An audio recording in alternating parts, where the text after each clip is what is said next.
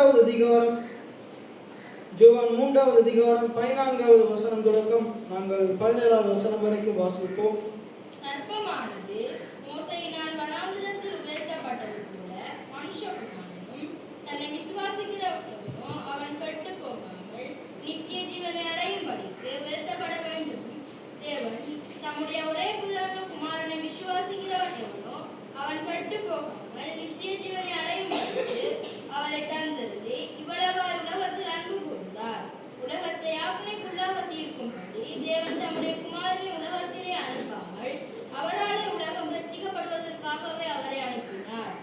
நாங்கள் போன கிழமையிலிருந்து கல்வாரி சிலுவையை குறித்து நாங்கள் பார்க்கிறோம். ஆண்டவருடைய கல்வாரி சிலுவை மரணத்தின் மூலமாக நம்முடைய வாழ்க்கையில் ஆண்டவர் செய்த காரியங்களை நாங்கள் தியானித்துக் கொண்டிருக்கிறோம். இந்த காலத்தில் பார்த்தீங்கன்னா, அந்த தவ காலத்தில் அநேக திருச்சபைகள்ல 40 நாளும் அவர்கள் கூடி அங்கே திருவிருந்த 40 சில சபைகளில் 40 நாளும் திருவிருந்து எடுத்து ஆண்டுடைய வார்த்தைகளை தியானித்து அவங்க ஜபிக்கிறது இந்த நாட்களில் வழக்கமாக கொண்டிருப்பாங்க.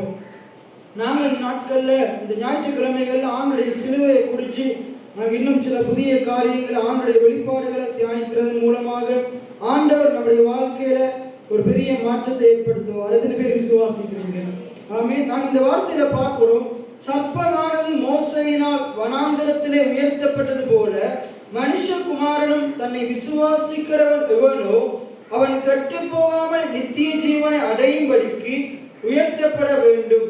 இன்னைக்கு இந்த வார்த்தையை நாங்கள் தெளிவா பார்க்கும் பொழுது அதில் சொல்லப்படுகிறது, ஆண்டவரை விசுவாசிக்கிற யாரா இருந்தாலும் சரி, ஆண்டவர் குமாரனாக இயேசு கிறிஸ்துவர், அதாவது அந்த கல்வாரி சிலுவையில உயர்த்தப்பட்ட குமாரனாக இயேசு கிறிஸ்துவை விசுவாசிக்கிற பிள்ளைகள் ஒரு நாளும் கெட்டு போக மாட்டார்கள். எத்தனை பேர் ஆமீன் சொல்றீங்க? நாங்க போன கிழமை பார்த்தோம் 1 கொரிந்தியர் 1வது அதிகாரம் 18வது வசனம். சிலுவையை பற்றினான உபதேசம் அது யாருக்கு பைத்தியமா இருக்குதாம்? கெட்டு போகிறவர்களுக்கு பைத்தியமா இருக்குது. கெட்டு போகிறவர்களுக்கு பைத்தியமா இருக்குது. ஆனா ரட்சிக்கப்படுகிற நமக்கோ அது தேவபலனா இருக்குது. எத்தனை பேர் ஆமீன் சொல்றீங்க? இது விளக்கு பைபிள்ல சொல்லப்படுது. சிலுவையை பற்றினதான போதனைகள், சிலுவையை பற்றினதான உபதேசங்கள், பிரசங்கங்கள் ஆவிக்குரிய ரீதியில மரித்து போய் இருக்கிறவர்களுக்கு, ஆவிக்குரிய ரீதியில ஆதாம் ஏவாள் பாத்தீங்கன்னா ஏதேன் தோட்டத்துல ஜீவன் உள்ளவரா படைக்கப்படுகிறாங்க. தேவன் தமக்குள்ள இருந்த ஜீவனை ஆதாம் ஏவாளுடைய அந்த சரீரத்தின் மேல ஊதி, ஜீவ சுவாசத்தை ஊதி அவர்களை ஜீவ ஆத்மாவாக்கினார்.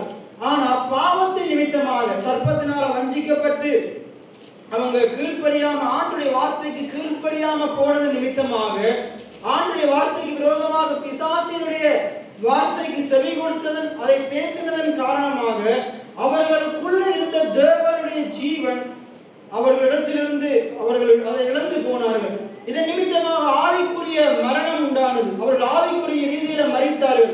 அதனால ஆண்டவர் சொல்றாரு, இந்த விலக்கப்பட்ட கனியை நீ புசிக்கும் நாளிலே சாகவே சாவா என்று சொன்னார். அவர்கள் சரீரத்துல மரிக்கல, ஆனா ஆவிக்குரிய ரீதியில மரித்து போனார்கள். இன்றைக்கும் ஆண்டுடைய பிள்ளைகள் அப்படித்தான். ஆண்டுடைய வார்த்தைக்கு செவி கொடுக்காம, ஆண்டுடைய வார்த்தைக்கு கீழ்ப்படியாம இருக்கிற ஒவ்வொரு பிள்ளைகளும் ஆவிக்குரிய ரீதியில மரித்து போன நிலைமையில காணப்படுறாங்க. இன்னைக்கு ஒவ்வொரு கிழமையும் நாங்கள் ஆலயத்துக்கு வர்றோம். விசேஷமா நாங்க போன கிழமை பார்த்தோம், இந்த அநேகருக்கு இந்த 1 கொரிந்தியர் 1வது அதிகாரத்துல சொல்லப்படுது, இப்படிப்பட்ட பிரசங்கங்கள் அநேகருக்கு பைத்தியமா தெரியுது. பிரசங்கத்தை கேட்கிறதும் அநேகருக்கு பைத்தியமா தெரியுது.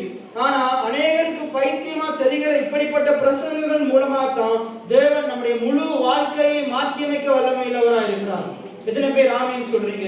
அதுல கீழே 1 கொரிந்தியர் நீங்க கீழே வாசிங்கன்னா அந்த வார்த்தை சொல்லுது பாருங்க, உலகத்துக்கு பைத்தியமா தோன்றுகிற ஆண்டவர் இந்த பிரசங்கத்தினாலே ஆண்டவர் எப்படிப்பட்ட காரியங்களை செய்கிறார். அந்த வசனத்தை எடுத்தவங்க வாசிங்க. கெட்டு போகிறவர்களுக்கு பைத்தியமா இருக்கிறது. 21வது வசனத்தை பாருங்க. எப்படி எனில் தேவ ஞானத்துக்கேற்றபடி உலகமானது சுய ஞானத்தினாலே தேவனை அறியாதிருக்கையில், உலகம் என்ன செய்தான்? அந்த உலகத்தின் ஞானத்தின் அடிப்படையில, உலக சுய ஞானத்தின் அடிப்படையில உலக மக்கள் தேவனை அறியாம இருக்கிறாங்களாம். தேவனை அறியாம இருக்கிறாங்களா? ஆனா பைத்தியமா தோன்றுகிற பிரசங்கத்தினாலே விசுவாசிக்கிறவர்களை ரட்சிக்க தேவனுக்கு பிரியமாயிற்று. எத்தனை பேர் ஆமீன் சொல்றீங்க? இன்னைக்கு இந்த உலகம் என்று இதுல சொல்லப்படுகிறது உலக ஜனங்களை குறித்து சொல்லப்படுது. உலகமெங்கும் வாழுகிற மக்களை குறித்து சொல்லப்படுது. இன்னைக்கு எல்லா இடங்களிலேயும் இயேசுவை குறித்து அறிவிக்கப்படுது. ஆனா அறிவிக்கப்பட்டாலும் எல்லாரும் இயேசுவை விசுவாசிக்கிறது இல்லை, எல்லாரும் போதனைகளை ஏற்றுக்கொள்றது இல்லை. இன்னைக்கு சபைக்கு நிறைய பேர் வந்தாலும் சபைக்கு வருகிற எல்லாரும் ஆண்டுடைய வார்த்தைகளை பிரசங்கங்களை ஏற்றுக்கொள்ளுகிறது கிடையாது, விசுவாசிக்கிறது கிடையாது. ஆனா யாரெல்லாம் ஆண்டுடைய வார்த்தைகளுக்கு செவி கொடுத்து அதை ஏற்றுக்கொள்ளுகிறார்களோ விசுவாசிக்கிறார்களோ தேவன் அப்படிப்பட்ட ஜனங்களை ரட்சிக்க அவர் பிரியமா இருக்கிறார். எத்தனை பேர் ஆமேன்னு சொல்றீங்க? இன்னைக்கு இந்த இடத்துல வந்து ஒவ்வொரு முறையும் நீங்க வார்த்தைகளை கேட்கும் போது யார் கேட்டு அதை நீங்க விசுவாசத்தோடு ஏற்றுக்கொள்ளுகிறீங்களோ ஆண்டவர் இந்த போதனையின்படி இந்த வார்த்தையின்படி எனக்கு ஆகும்படி செய்வார்னு மரியாதை போல சீமோன் பேதுருவை போல உடைய வார்த்தையின்படி எனக்கு ஆக கடவுள் என்று சொல்றீங்களோ கர்த்தர் இப்படிப்பட்ட வார்த்தைகள் பிரசங்கங்கள் மூலமாக முதலாவது உடைய ஆத்மாவில் ஒரு மறுரூபத்தை ஏற்படுத்தி உடைய பூமிக்குரிய வாழ்க்கையில் ஒரு பெரிய மாற்றத்தை உண்டு பண்ண வல்லமையுள்ளவராக இருக்கிறார். எத்தனை பேர் ஆமீன் சொல்றீங்க? அடிக்கடி நான் சொல்லுகிற காரியம், ஆத்மா மாறாம உடைய ஆத்மா மாறாம உடைய வாழ்க்கை மாறாது. உடைய ஆத்மா இருதயம் உடைய ஆவி மாறணுமா இருந்தா உடைய வாயின் வார்த்தைகள் மாறணும். உடைய வாயின் வார்த்தைகள் மாறணும். வாயின் வார்த்தைகள் மாறணுமா இருந்தா ஒரு இருதயத்துல என்ன இருக்குது? இருதயத்துல வார்த்தை இருக்குமா இருந்தா இருதயத்தின் நிறைவினால வாய் பேசும். உடைய வாயினால பேச பேச உடைய ஆத்மா மாறும், சிந்தனை மாறும், யோசனை மாறும். இதெல்லாம் மாறுதான் நிச்சயமா உடைய வாழ்க்கை மாறும். எத்தனை பேர் ஆமீன் சொல்லுகிறீங்க? ஆண்டுடைய வார்த்தை நம்முடைய வாழ்க்கையை மாற்றியமைக்க வல்லமையிலதான் இருக்குது. அப்ப நிறைய பேருக்கு இந்த பிரசங்கங்கள் ஆண்டுடைய வார்த்தையை கேட்கிறது பைத்தியக்காரத்தனமா தெரியுது. ஆனா உலகத்தையே ரட்சிக்கிற வல்லமை இந்த பைத்தியமாய் தோன்றுகிற இந்த பிரசங்கத்துல இருக்குது. எத்தனை பேர் ஆமீன் சொல்றீங்க?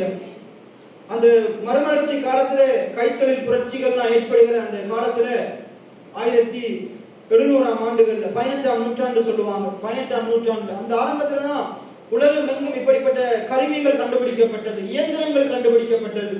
முதலாக கூட்டன்பேர்க் என்ற ஒரு விசுவாசியினால அவரால் ஒரு அச்சு இயந்திரம் கண்டுபிடிக்கப்படுது. எதற்காக கண்டுபிடிக்கப்படுதுன்னா அந்த காலத்துல இந்த விசுவாச போதனைகள் கலாத்தியர்ல பவுல் சொல்லுகிறாரு, கலாத்தியர் 1:23 வசனத்துல, ஒரு காலத்துல நான் என்ன செய்தேன், இந்த விசுவாச போதனைகளை அழிக்கிறதுக்காக நான் என்ன செய்தேன், சுற்றி திரிந்தேன். பவுல் சொல்றாரு, அவர் சவுலா இருக்கிற காலத்துல ரட்சிக்கப்படுறதுக்கு முன்னுக்கு தமஸ்குக்கு போற வழியில இயேசு கிறிஸ்துவ அந்த ஒளியை கண்டடைகிறதுக்கு முன்னுக்கு அவர் இந்த விசுவாசத்தை அழிக்கிறதுக்காக தான் என்ன செய்தாராம், இந்த ஆண்டவர் கிறிஸ்து மேல உள்ள ஜனங்களுடைய விசுவாசத்தை இப்படிப்பட்ட விசுவாச போதனைகளை இல்லாம ஆக்குறதுக்காகத்தான் அவர் எல்லாரும் நடந்து தெரிஞ்சு சபைகளை துன்பப்படுத்தி சபைகளை உடைத்து அந்த காலத்துல ரட்சிக்கப்பட்டு சபைகளுக்குள்ள கூடி சபைகள்ல ஆண்டவரை ஆராதிக்கிற ஜனங்களை துன்பப்படுத்தி கொண்டு வந்தார். ஆனா அவர் சொல்றாரு பாருங்க, எடுத்தவங்க வாசிங்க, நான் அழிக்க தேடின அந்த விசுவாசத்தை ஆண்டவர் என் மூலமாக இந்த நாட்கள்ல ஜனங்களுக்குள்ள விதைக்கிறார். அந்த வசனத்தை எடுத்தவங்க வாசிங்க, கலாத்தியர்ல இருக்குது. முன்னே நம்மை துன்பப்படுத்தினவனே தான் அழிக்க தேடின விசுவாசத்தை. அப்ப பவுல் பிரசங்கம் பண்ணின பிரசங்கம் என்னது? பவுல் என்னத்தை பத்தி பிரசங்கம் பண்ணினாரு? என்னத்தை பத்தி பிரசங்கம் பண்ணினாரு? அவர் ஒரு காலத்துல அழிக்க தேடின விசுவாசத்தை பிரசங்கம். எத்தனை பேர் ஆமீன் சொல்றீங்க? பைபிள்ல தான் பவுல் அநேக இடங்கள்ல அவர் எழுதுகிறார். அவர் எழுதுகிற ஒவ்வொரு நிருபங்கள்லையும் இருக்குது, 14 நிருபங்கள்லையும் இருக்குது, விசுவாசத்தை பத்தி இருக்குது. ஏன்னா விசுவாசத்தினாலதான் நீதிமான் பிழைக்க முடியும். எத்தனை பேர் ஆமீன் சொல்றீங்க? கடந்த காலத்துல நான் கொழும்பு போகும்போது ஒரு புத்தகத்தை ஒரு கடையில பார்த்தேன். அதுல விசுவாசத்தின் மூலமாக ரட்சிப்பு நம்முடைய கிரியையினால் அல்ல, நம்முடைய செயல்களினால் அல்ல, ஆண்டவராக இயேசு கிறிஸ்துவ அவருடைய கல்வாரி சிலுவையை விசுவாசிக்கிறதன் மூலமாக ஒரு பாவியாகிய மனுஷன் ரட்சிக்கப்பட முடியும். எத்தனை பேர் ஆமீன் சொல்றீங்க? ஒரு தோல்விக்குள்ள போய்கொண்டிருக்கிற ஒரு மனுஷனுடைய வாழ்க்கையில இயேசுவின் மேல் அவன் விசுவாசத்தை வைப்பானா இருந்தா ஆண்டவர் தோல்விகரமான வாழ்க்கையை வெற்றிகரமா மாற்றுவார். வியாதியோடு இருக்கிற ஒரு மனுஷன் அவன் இயேசுவை விசுவாசிப்பானா இருந்தா கல்வாரி சிலுவையின் மூலமாக அவருடைய தழும்புகளின் மூலமாக நான் குணமடைகிறேன் என்பதை விசுவாசிப்பானா இருந்தா அவனுடைய வாழ்க்கையில சரீரத்துல சுகத்தை அவனால் அனுபவிக்க முடியும். எத்தனை பேர் ஆமீன் சொல்றீங்க? அதே போலதான் குறைபட்ட ஜீவியம், தரித்திரமான ஜீவியம், பஞ்சமான காலத்திலையும் கர்த்தரை நம்புகிறவன், கர்த்தரை விசுவாசிக்கிறவன் பஞ்ச காலத்திலையும் அவன் ஆண்டவர் செழிக்க செய்ய வல்லமையுள்ளவராக இருக்கிறார். எத்தனை பேர் ஆமீன் சொல்றீங்க? அப்ப இந்த வசனம் சொல்லுது பாருங்க, உலகத்துக்கே இது பைத்தியமா தெரியலாம், உலகத்துக்கு பைத்தியமா தெரிகிற இந்த வார்த்தைகள் தான் இன்றைக்கு நீங்க இந்த இடத்துல இருந்து அமர்ந்திருந்து கேட்கிற விசுவாசிக்கிற உங்களுடைய வாழ்க்கையில உலகமே வியந்து பார்க்கத்தக்கதாக உங்களுடைய வாழ்க்கையை உயர்த்த வல்லமையுள்ளதா இருக்கு. அநேகர் கண்களுக்கு முன்பதாக சாட்சியா நிறுத்துறதுக்கு வல்லமையுள்ளதா இருக்குது. ஆகையினால ஆண்டுடைய வார்த்தைகளை பிரசங்கங்களை நாங்க அசட்டை பண்ணக்கூடாது. அப்ப இதுல சொல்லுது பாருங்க, சிலுவையை பற்றிய உபதேசம் அது யாருக்கு பைத்தியமா இருக்குதான்? கெட்டு போகிறவங்களுக்கு, ஆவிக்குரிய ரீதியில மரித்து போய் இருக்கிறவர்களுக்கு. இன்னைக்கு சபைக்குள்ள எவ்வளவு பேர் இருந்தாலும் நிறைய பேர் இன்னுமே ஆவிக்குரிய ரீதியில மரித்த நிலைமையில காணப்படுறீங்க. கிறிஸ்துவோடு கூட சிலுவையில் அறையப்பட்டேன் என்றதை விசுவாசிக்கல. கிறிஸ்துவோடு கூட நாம் பாடுபட்ட, மரித்த, சிலுவையில் அறையப்பட்ட, அடக்கம் பண்ணப்பட்ட, உயிர் தெழுந்தேன்னு விசுவாசிக்கல. பேருக்கு பாஸ்டர் என்ன செய்திருக்கிறார், நம்மளை தண்ணீரை முழுக்கி எடுத்திருக்கிறார், ஒழிய விசுவாசம் இல்லை. இன்னைக்கு நிறைய பேர் ஞானஸ்தானத்தை என்ன செஞ்சிருக்கிறாங்க, உலக பிரகாரமா எடுத்திருக்கிறாங்க.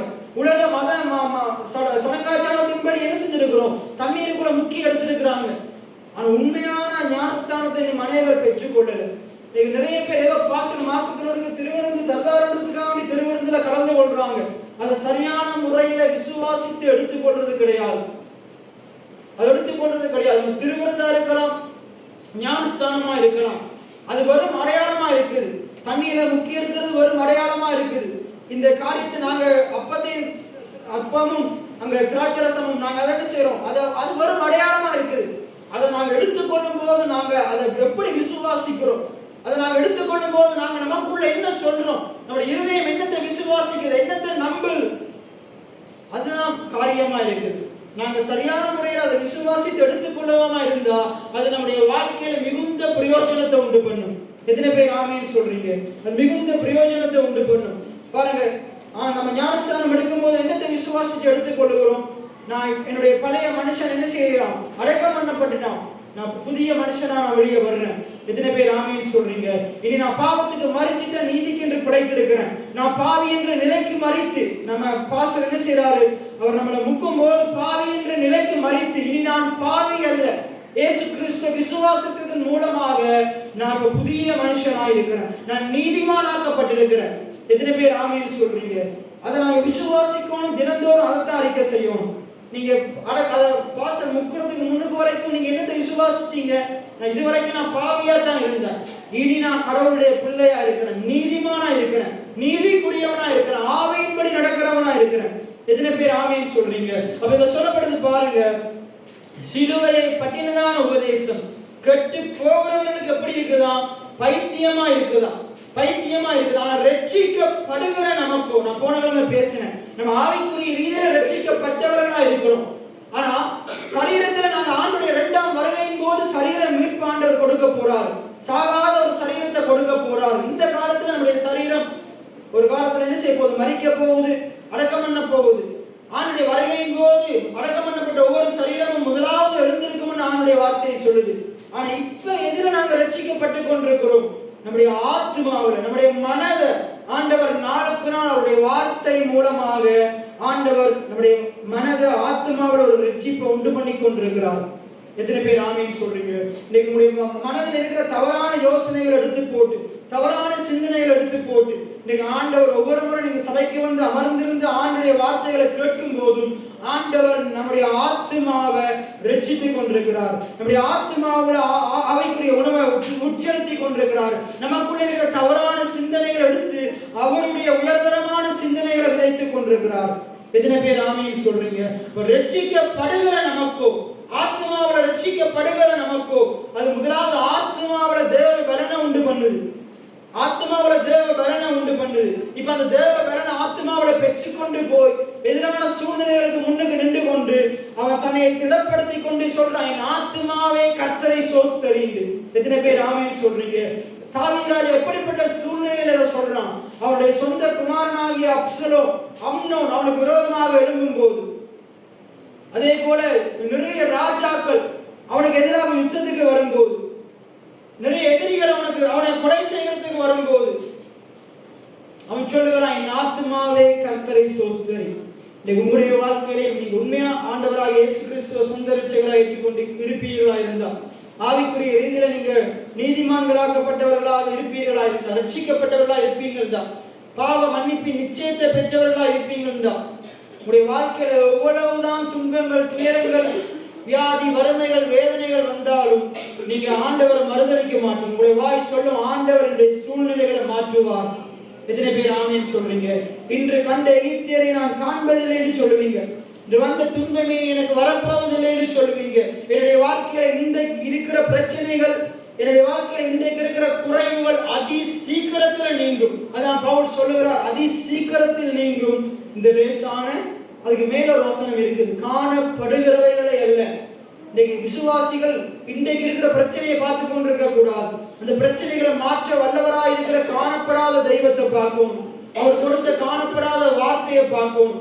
ஆண்டவர் தோமாக்கு கற்றுக் கொடுக்கிறார், நீ என்னை கண்டதுனால விசுவாசிச்ச, என்னுடைய கையில அந்த துவாரத்துல விரல விட்டதுனால விசுவாசித்த, என்னை காணாதிருந்து விசுவாசிக்கிறவர்கள் பாக்கியவான்கள். இன்றைய கால கிறிஸ்தவர்கள் நாங்க பைபிள் சொல்றது, நாங்க தரிசித்து நடக்கிறவர்களா இருக்கக்கூடாது.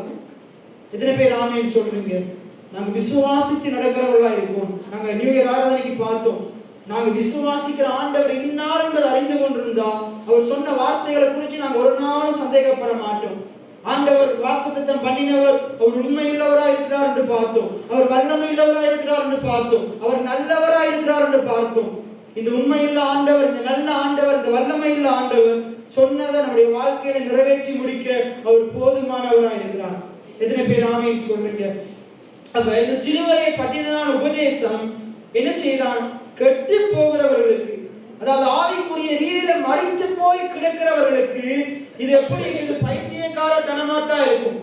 ஆனா ரட்சிக்கப்படுகிற இந்த இடத்துல இருக்கிற ஒவ்வொருவருக்கும் இது தேவ பலனை உண்டு பண்ணும். உங்களுடைய ஆத்மாவோட ஒரு மறுரூபத்தை உண்டு பண்ணும். ஆத்மாவோட மறுரூபத்தை இந்த வார்த்தை உங்களுக்கு உண்டு பண்ணுமா இருந்தா, உங்களுடைய வாயை, இந்த வாயின் வார்த்தைகளை இந்த வார்த்தை மாத்திரும். அடுத்தது உங்களுடைய வாழ்க்கையை இந்த வார்த்தை மாத்திரும்.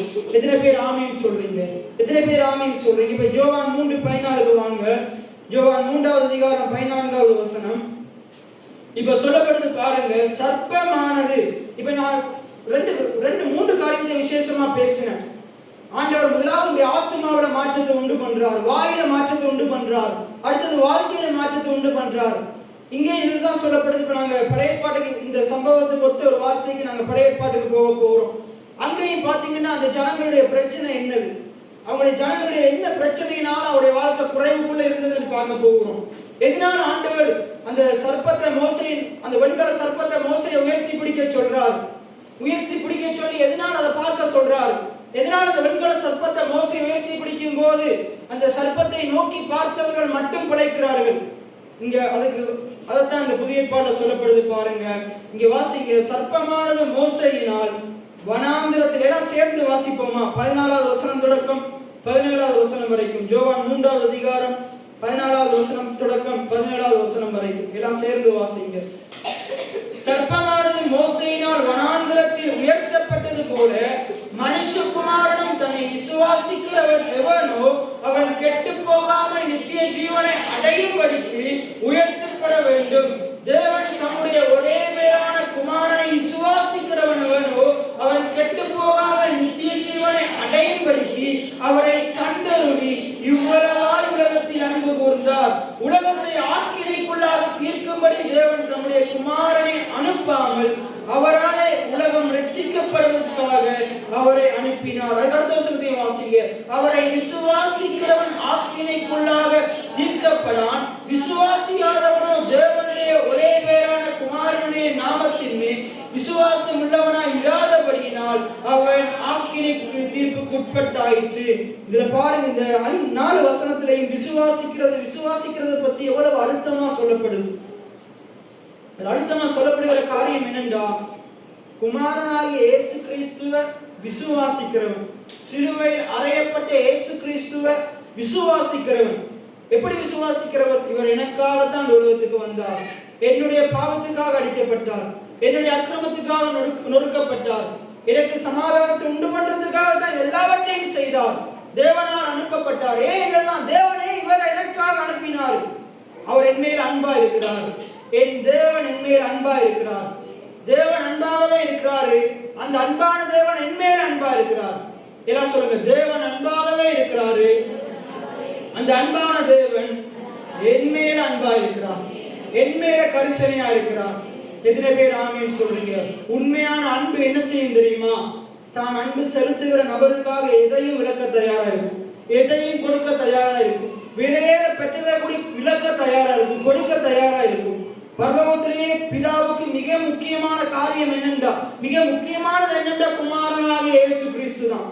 அந்த மிக முக்கியமான அவருக்கு பிரியமான ஒரே பேரான நேசகுமாரனையே அவர் உங்களுக்காகவும் எனக்காகவும் என்ன செய்தார், ஒப்பு கொடுத்தார். ரோமர் 8வது அதிகாரம் 32வது வசனத்தை எல்லாம் சேர்ந்து வாசிங்க. ரோமர் 8:32 எல்லாம் திருப்பிக் கொள்ளுங்க. ரோமர் 8வது அதிகாரம் 32வது வசனம். ரோமர் 8:32. ரோமர் 8வது அதிகாரம் 32வது வசனம். அதுல சொல்லப்படுது பாருங்க. ரோமர் 8:32 பாருங்க.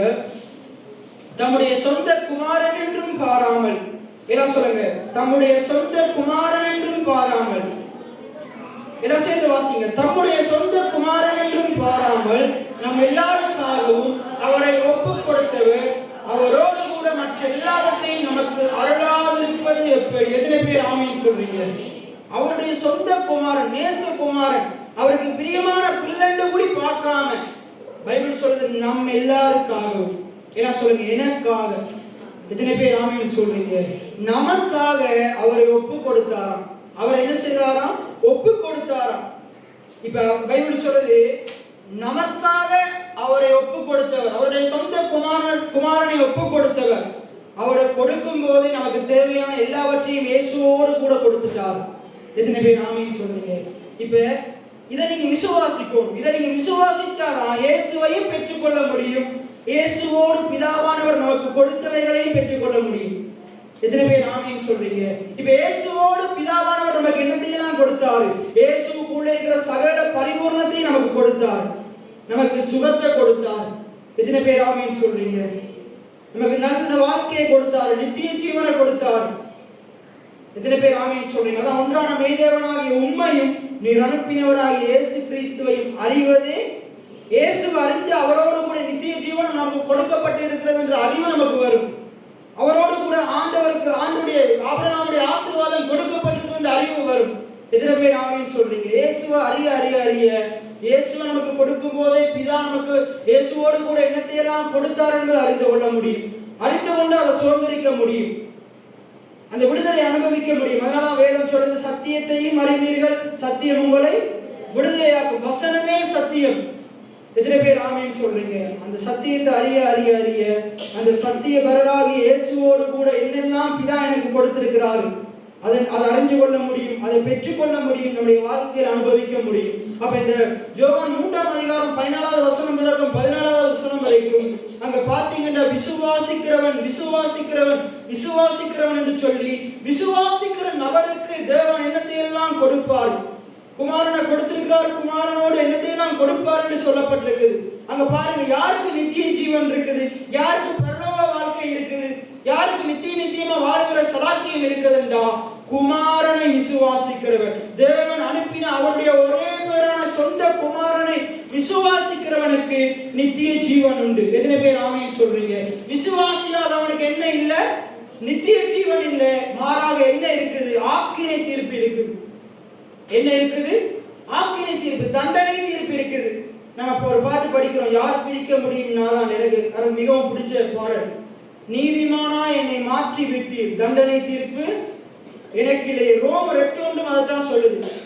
கிறிஸ்து இயேசுவுக்கு உட்பட்டவர்களா இருந்து ஆவியின்படி நடக்கிறவர்களுக்கு ஆக்கினை தீர்ப்பு இல்லை, வசனத்தின்படி நடக்கிறவர்களுக்கு தண்டனை தீர்ப்பு இல்லை. நரகம் அப்படிப்பட்டவர்களுக்காக ஆயத்தம் பண்ணப்படவில்லை.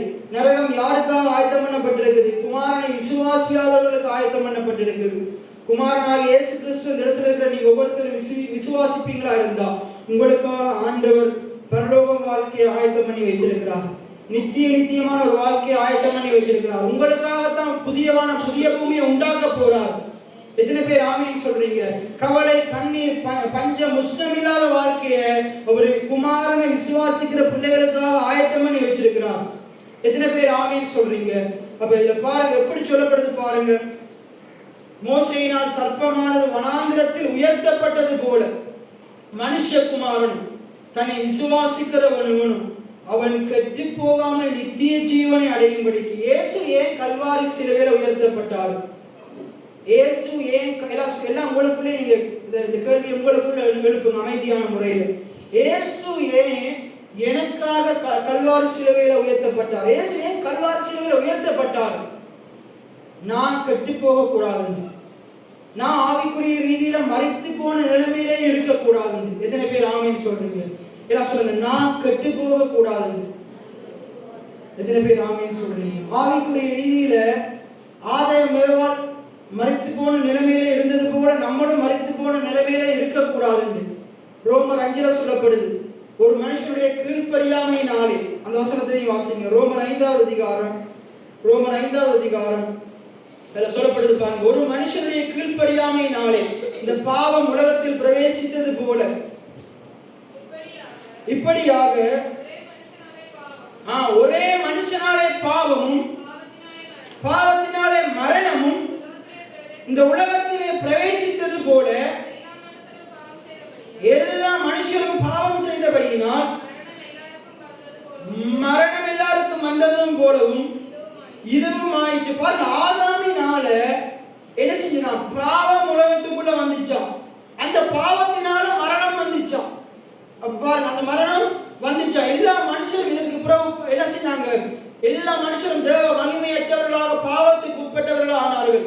அதே போல கிறிஸ்துவின் மூலமாக, இயேசுவினுடைய கீழ்ப்படிதல் மூலமாக எல்லாரும் நீதிமான்கள் ஆக்கப்பட்டார்கள் என்று ஆண்டவருடைய வார்த்தை சொல்லுது. எத்தனை பேர் ஆமீன் சொல்றீங்க? எல்லாரும் நீதிமான்கள் ஆக்கப்பட்டாங்க. 14வது வசனத்தை பாருங்க. 14வது வசனம், அல்லாமலும் ஒருவருடைய மீறுதலினாலே ஒருவர் மூலமாய் மரணம் ஆண்டு கொண்டிருக்க கிருபையின் பரிபூரணத்தையும் நீதியாகிய ஈவின் பரிபூரணத்தையும் பெறுகிறவர்கள் இயேசு கிறிஸ்து எனும் ஒருவராலே ஜீவனை அடைந்து ஆளுவார்கள் என்பது அதிக நிச்சயமாமே. எத்தனை பேர் ஆமீன் சொல்றீங்க? இயேசு மேல விசுவாசமா இருக்கிறவன் அவன் ஜீவனை பெற்றுக்கொண்டு ஆவிக்குரிய ரீதியில மரித்து போய் இருந்திருக்கிறான். ஆனா இயேசு விசுவாசிக்கும் பொழுது மறுபடியும் அவன் ஜீவனை பெற்றுக்கொள்றான். எத்தனை பேர் ஆமீன் சொல்றீங்க? இழந்து போன ஜீவனை ஆண்டவர் கொடுக்கும்படிக்கு தான் அந்த உலகத்துக்கு வந்தார். ஜீவனை எடுக்கும்படிக்கு வரல, ஜீவனை கொடுக்கும்படிக்கு வந்தார். எத்தனை பேர் ஆமீன் சொல்றீங்க? பிசாசு ஜீவன் எடுக்கிறவன், ஆண்டவர் ஜீவனை கொடுக்கிறவராய் இருக்கிறார். பிசாசு மரணத்துக்கு அதிபதியா இருக்கிறான், ஆண்டவர் ஜீவனுக்கு ஜீவாதிபதியா இருக்கிறார், ஜீவனை கொடுக்கிறவராய் இருக்கிறார். யோவான் 6:63 பார்த்தோம். ஆண்டவருடைய ஆவி என்ன செய்யலாம்? உயிர்ப்பிக்குதான். எத்தனை பேர் ஆமீன் சொல்றீங்க? ரோமர் 8:11 நீங்க வாசிச்சீங்கடா, இயேசு கிறிஸ்து மரித்திருக்கும் போது மரித்த இயேசு கிறிஸ்துவை உயிரோடு எழுப்பினது என்னதான்? தேவனுடைய ஆவியாம். தேவனுடைய ஆவிதான் இயேசுவை மரித்தோரிலிருந்து உயிரோடு எழுப்பிச்சான். இன்றைக்கு அந்த ஆவிதான் உங்களுக்குள்ள வாசமா இருக்குது. அந்த ஆவி சாவுக்கு ஏதுவான இந்த சரீரத்தையும் உயிர்ப்பிக்க வல்லமையிலதா இருக்குது. எத்தனை பேர் ஆமீன் சொல்றீங்க? உயிர்ப்பிக்க வல்லமையிலதா இருக்குது. ரைட். இப்ப நம்ம பார்க்கிற காரியம் என்னென்றா, மோசையினால சர்ப்பம் வனாந்தரத்துல உயர்த்தப்பட்டது போல குமாரனாகிய இயேசு கிறிஸ்து மனுஷகுமாரன் என்ன செய்தார்? உயர்த்தப்பட்டார். எதற்காக உயர்த்தப்பட்டார்? எதற்காக உயர்த்தப்பட்டார்? நாம் கெட்டு போக கூடாது, அவரை விசுவாசிக்கிற ஒவ்வொரு பிள்ளையும் கெட்டு போக கூடாது. ஆவிக்குரிய ரீதியில் அப்படின்னு என்ன அர்த்தம்? ஆவிக்குரிய ரீதியில மரித்து போன நிலைமையிலே இருக்கக்கூடாது, மாறாக மரித்து போய் நிலையில இருக்கிற ஒவ்வொரு ஆவியும் உயிர்ப்பிக்கப்பட வேண்டும். எத்தனை பேர் ஆமீன் சொல்றீங்க? இன்னைக்கு ஆவிக்குரிய ரீதியில சபைக்கு வந்து மரித்து போன நிலைமையில் இருக்கிற ஒவ்வொரு விசுவாசியுடைய வாழ்க்கையும் உயிர்ப்பிக்கப்பட வேண்டும், உயிர்ப்பிக்கப்பட வேண்டும். எத்தனை பேர் ஆமீன் சொல்றீங்க? உயிர்ப்பிக்கப்பட வேண்டும். நிக்கோதேமை போய் கேட்கிறார், மறுபடியும் நான் பிறக்கணும், என்ன செய்யணும்? தாயில வயிற்றுல போயிட்டு மறுபடியும் நான் அப்படியே போறதா அப்படின்னு கேட்கிறார். அப்ப ஆண்டவர் என்ன சொல்றார்? என்ன சொல்றார் பாருங்க. மறுபடியும் நீ ஒருவன் மறுபடியும் பிறவாவிட்டால் ஆண்டவருடைய ராஜ்யத்தை சுதந்திரிக்கவே முடியாது. அப்ப இயேசு கிறிஸ்துவை விசுவாசிக்கிறது மூலமாக ஆவிக்குரிய ரீதியில மறுபடியும் நம்மளால் என்ன செய்ய முடியும்? மறுபிறப்பை பெற்றுக்கொள்ள முடியும். இப்ப நம்ம வருவோம் என்னாகமம் 21வது அதிகாரம். இப்ப மோசே ஏன் உயர்த்தினார்னு நாங்க பார்க்க போகிறோம். என்னாகமம் 21வது அதிகாரம் 1வது வசனம் தொடக்கம் நாங்கள் வாசிப்போம். என்னாகமம் 21வது அதிகாரம் 1வது வசனம் தொடக்கம். வேவுக்காரர் காண்பித்த வழியாக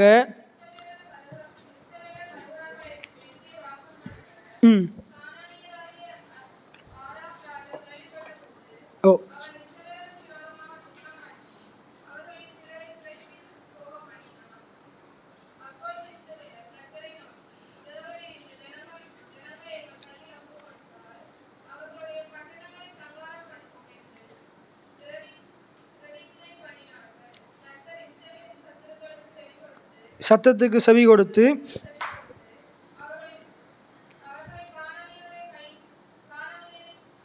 அவர்களுக்கு கானானியரை ஒப்பு கொடுத்தார். அப்பொழுது அவர்களையும் அவர்கள் பட்டணங்களையும் சங்காரம் பண்ணி அவ்விடத்திற்கு ஓர்மா என்று பெயரிட்டார். அவர்கள் ஏதோம் தேசத்தை சுற்றி போகும்படிக்கு ஓர் என்னும் மலையை விட்டு சிவந்த சமுத்திரத்தின் வழியாய் பிரயாணம் பண்ணினார்கள். வழியின் நிமித்தம் ஜனங்கள் மனமடிவடைந்தார்கள். பாருங்க, ஆண்டவர் என்ன செய்கிறாரு, 12 மோசேட்ட சொல்லி 12 வேவுக்காரரை போயிட்டு பார்க்கும்படிக்கு கட்டளையிடுறார். அந்த 12 வேவுக்காரரும் போயிட்டு என்ன செய்கிறாங்க, எண்ணாகமம் 13-14 இருக்குது. அந்த 40 நாள் அந்த இடத்துல இருந்து என்ன செய்கிறாங்க, அந்த தேசத்தை சுற்றி பார்த்து அங்கேருந்து வரும்போது திராட்சை குலைகளை என்ன செய்கிறாங்க, அங்கேருந்து கொண்டு வர்றாங்க. கொண்டு வந்துட்டு 10 பேர் வந்து என்ன செய்கிறாங்க, துர்ச்செய்தி பரப்புகிறாங்க. காலேப் யோசுவா வந்து என்ன சொல்கிறாங்க, நற்செய்தி பரப்புகிறாங்க. அதாவது என்ன சொல்கிறாங்க, அந்த தேசம் மகா நல்ல தேசம். காலேப் யோசுவா சொல்கிறாங்க, அதை இலகுவாக சுதந்திரித்து கொள்ளலாம். அவங்க இலகுவாக சுதந்திரித்து அவர்கள் நமக்கு இறையாவார்கள் என்று சொல்லி விசுவாச அறிக்கை செய்கிறாங்க. அப்போ செஞ்ச பிறகு என்ன செய்கிறாங்க, எல்லாரும் சேர்ந்து வந்து கொண்டிருக்கிறாங்க. அந்த தேசத்தை சுதந்திரிக்கிறதுக்கு வந்து கொண்டிருக்கும் போது இப்போ அங்கே பாருங்கள், இந்த வழியின் நிமித்தம், அந்த பாதைகளின் நிமித்தம், அந்த அவங்க வந்து கொண்டிருக்கிற வழியில் வந்த என்ன செய்யணும், அதிகமான தூரத்தின் நிமித்தமும் அங்கே வந்த இடர்பாடுகளின் நிமித்தமும் ஜனங்களுக்கு என்ன வந்துருச்சு பாருங்க, அவங்களுக்கு மனமடிவாயிருச்சு. அவங்களுடைய மனதில் ஒரு என்ன சொல்கிறது, ஒரு அவங்களுடைய மனம் என்ன செஞ்சிருச்சு, ஒரு விசர் பிடிச்ச மாதிரி ஆயிட்டாங்க. இவ்வளவு தூரம் நடக்கிறதா, இந்த பாதையெல்லாம் இவ்வளவு கடினமாக இருக்குது.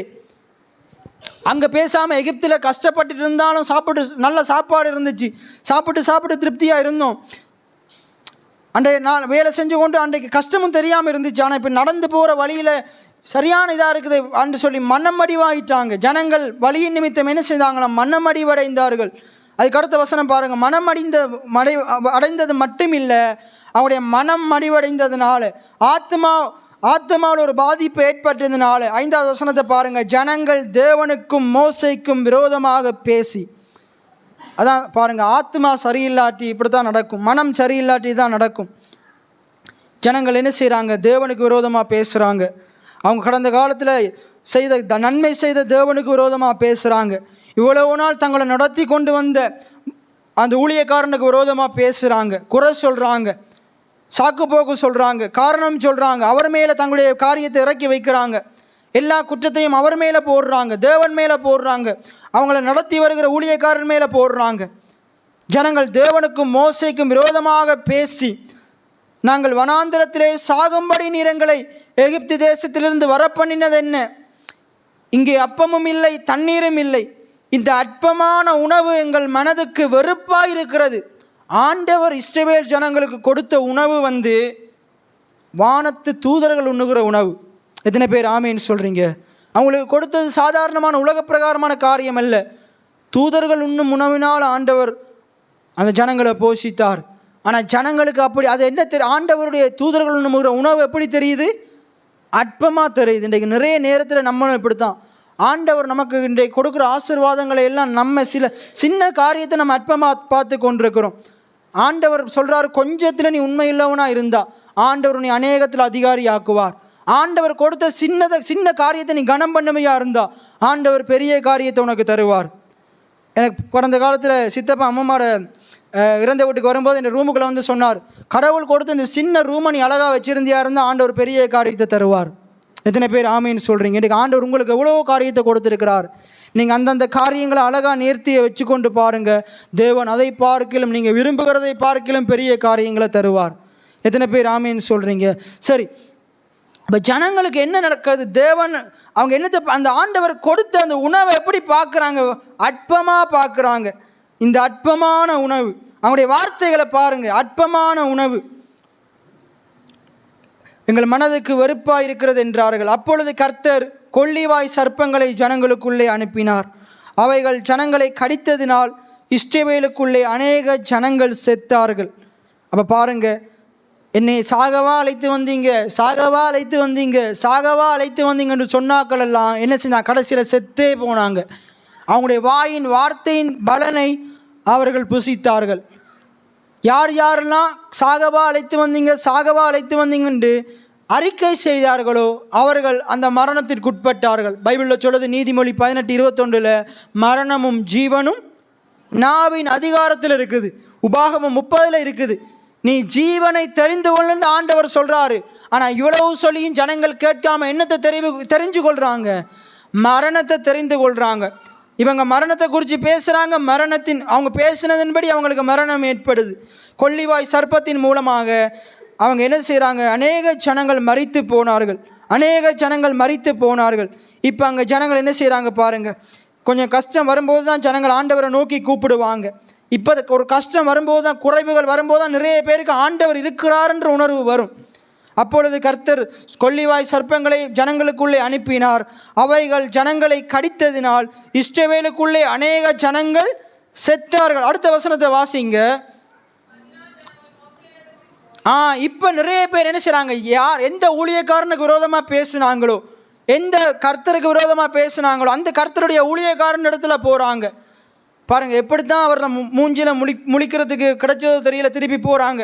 போயிட்டு என்ன செய்கிறாங்க? இப்போ அவங்க என்ன செய்கிறாங்க? தங்கள் செய்த தவறு அறிக்கை செய்கிறாங்க. தாங்கள் பண்ணின தவறு அறிக்கை செய்கிறாங்க.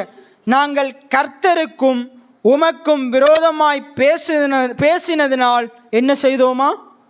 அப்போ எது பாவம்? கர்த்தருக்கு விரோதமாக பேசுறது பாவம். பாவம் என்றாலே என்னது? தேவனுக்கு விரோதமானது தான் பாவம். அப்போ கர்த்தருக்கு விரோதமாக பேசுறதும் பாவம், கர்த்தருடைய ஊழியக்காரருக்கு விரோதமாக பேசுறதும் பாவம். பாருங்க, கர்த்தருக்கும் உமக்கும் விரோதமாக பேசினதினால் வாசிங்க, பாவம் செய்தோம், சர்ப்பங்கள் எங்களை விட்டு நீங்கும்படிக்கு கர்த்தரை நோக்கி விண்ணப்பம் பண்ண வேண்டும் என்றார்கள். மோசே ஜனங்களுக்காக விண்ணப்பம் பண்ணினான். பாருங்க, தனக்கு விரோதமாக பேசின ஜனங்களுக்காக மோசே என்ன செய்கிறாரு? விண்ணப்பம் பண்ணுறார். விண்ணப்பம் பண்ண பிறகு கர்த்தர் மன்னிப்பார், அதெல்லாம் யோசிக்கிறார். அவர் மன்னிக்கிறார். முதலாவது அந்த ஜனங்களை மோசே மன்னிக்கிறார். இந்த ஜனங்கள் எனக்கு விரோதமாவா நீ பேசுகிற, நான் இன்னும் கொஞ்சம் கடிக்காட்டு விண்ணப்பம் பண்ணுறேன் அப்படின்னு விண்ணப்பம் பண்ணலை. முதலாவது இவர் என்ன செய்கிறார்? மன்னிக்கிறார். தனக்கு விரோதமாக பேசின அந்த ஊழியக்காரர் மோசே என்ன செய்கிறாரு? தனக்கு விரோதமாக பேசின காரியத்தை மன்னிக்கிறார். தன்னுடைய ஆண்டவருக்கு விரோதமாக ஜனங்கள் பேசியிருக்கிறாங்க, அதை அவர் மன்னிக்கிறார். பிறகு ஆண்டவரிடத்தில் போயிட்டு மோசே விண்ணப்பம் பண்ணுறார். ஆண்டவரே, இந்த ஜனங்களை நீங்கள் மன்னிங்க. ஆண்டவர் மோசிட ஆண்டவர் சொல்கிறார், விடு, நான் அழிச்சிடுறேன்னு இல்லை, ஆண்டவரே என்னுடைய ஜனங்களை அவர் அந்த ஜனங்களை, ஆண்டவர் மோசேக்கு கொடுத்த ஜனங்களை மோசே ஆண்டுடைய ஜனங்களாக பார்க்கல, தன்னுடைய ஜனங்களாக பார்க்குறார். எத்தனை பேர் ஆமேன்னு சொல்கிறீங்க? இன்றைக்கு அதுதான் ஆண்டு நமக்கு கொடுத்துருக்கிற ஊழியக்காரர்கள். இந்த இடத்துல இருக்கிற ஒவ்வொரு பிள்ளைகளையும் ஆண்டுடைய பிள்ளைகளாக பார்த்து ஊழியம் செய்யலை, தன்னுடைய பிள்ளைகளாக பார்த்து ஊழியம் செய்கிறாங்க. எத்தனை பேர் ஆமேன்னு சொல்கிறீங்க? அப்போ இந்த இடத்துல பாருங்கள், அவங்க என்ன செய்கிறாங்க? ஆண்டவருக்கு விரோதமாக, மோசைக்கு விரோதமாக பேசி பாவம் செய்கிறாங்க. பிறகு அவங்க மரணம் ஏற்படும் போது, கஷ்டங்கள் வரும்போது இப்போ அவங்களுக்கு விளங்குது, ஐயோ இதனால தான் இப்படி நடந்துச்சு, நாங்கள் ஆண்டவருக்கு விரோதமாக பேசிட்டோம், நாங்கள் மோசைக்கு விரோதமாக பேசிட்டோம் அப்படின்ட்டு சொல்லி உணர்ந்து கொண்டு போயிட்டு மோசையின் இடத்துல அவங்க விண்ணப்பம் ஏறெடுக்கிறாங்க. கர்த்தரிடத்தில் விண்ணப்பம் ஏறெடுக்க வேண்டும் என்று சொல்கிறாங்க. மோசே முதலாவது அவங்க ஜனங்களுக்காக என்ன செய்கிறாரு?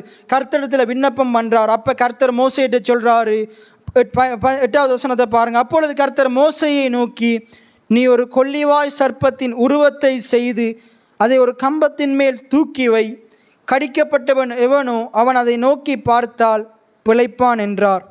அப்படியே மோசே ஒரு வெண்கல சர்ப்பத்தை உண்டாக்கி அதை ஒரு கம்பத்தின் மேல் தூக்கி வைத்தான். சர்ப்பம் ஒருவனை கடித்த போது அவன் அந்த வெண்கல சர்ப்பத்தை நோக்கி பார்த்து பிழைப்பான். எத்தனை பேர் ஆமேன்னு சொல்கிறீங்க? அப்போ சர்ப்பம் கடித்து நிறைய பேர் மறித்து போயிட்டாங்க, நிறைய பேர் மறித்து போகிற தருவாயில் இருக்கிறாங்க. இப்போ ஆண்டவர் மோசையிட்ட சொல்கிறார், மோசை விண்ணப்பம் பண்ணும்போது மோசையிட்ட சொல்கிறார், நீ என்ன செய், ஒரு கொள்ளிவாய் சர்ப்பத்தை உண்டு பண்ணு, அதை ஒரு கம்பத்தில் தூக்கி வை, ஜனங்களுக்கு முன்பாக தூக்கி காட்டு, அந்த நோக்கி பார்க்குறவன் பிழைச்சி கொள்ளுவான். நீங்கள் நினைக்கிறீங்களா நிறைய பேர் நோக்கி பார்த்துருப்பாங்கண்டு? நிறைய பேர் இதை பைத்தியக்காரத்தனமாக பார்த்துருப்பாங்க, நிறைய பேர் இதை விட்டுட்டு ஓடியே போயிருப்பாங்க. ஆண்டவர் விக்கிரக ஆராதனை செய்யாதுன்னு சொல்கிறார், இவன் என்ன விக்கிரகத்தை தூக்கி வச்சிருக்கிறான், அதை என்னத்துக்காக அவன் தூக்கி வச்சான்ன்ற விளக்கம் நிறைய பேருக்கு இல்லை. அப்போ அதை நோக்கி தூக்கி சர்ப்பம் என்னத்துக்கு அடையாளம்? சாபத்துக்கு அடையாளம். சர்ப்பம் சாபத்துக்கு அடையாளம். ஆண்டவர் சர்ப்பத்தை என்ன செய்கிறாரு? ஆதாம் ஏவாளை வஞ்சித்ததுனால சர்ப்பத்தை சபிக்கிறார். நீ என்ன செய்வா, மண்ணை தின்னுவேன்னு சொல்லி சபிக்கிறார். சர்ப்பம் சாபத்துக்கு அடையாளமாக இருக்குது. அதே போல் ஆண்டுடைய வார்த்தையை மீறுகிறது சாபம் என்று வேத வார்த்தையை சொல்லுது. உபாகமம் 28 சொல்லப்படுது. ஆண்டுடைய வார்த்தைக்கு விரோதமாக நடக்கிறது அவன் சபிக்கப்பட்டவன் ஆண்டுடைய வார்த்தை சொல்லுது. ஆண்டுடைய காரியத்தை வஞ்சிக்கிறவன் சபிக்கப்பட்டவன், தசம பாகத்தில் கை வைக்கிறவன் சபிக்கப்பட்டவன் ஆண்டுடைய வார்த்தை சொல்லுது. அப்போ இப்படிப்பட்ட சாபத்துக்குட்பட்ட ஜனங்களை ஆண்டவர் என்ன செய்கிறார்? அந்த சர்ப்பத்தை அந்த கம்பத்தில் தூக்கி என்னத்தை வெளிப்படுத்துகிறார்? கல்வாரி சிலுவையை அதன் மூலமாக வெளிப்படுத்துகிறார். எத்தனை பேர் ஆமீன்னு சொல்கிறீங்க? அந்த கம்பத்தில் தூக்கப்பட்ட சர்ப்பம் என்னத்துக்கு அடையாளமாக இருக்குது? சாபத்துக்கு அடையாளமாக இருக்குது. சாபத்துக்கு அடையாளமாக இருக்குது. இப்போ முழு ஜனங்களுடைய சாபத்தையும் அந்த சர்ப்பத்தின் மேலே வைக்கப்படுது. அந்த சர்ப்பம் கம்பத்தின்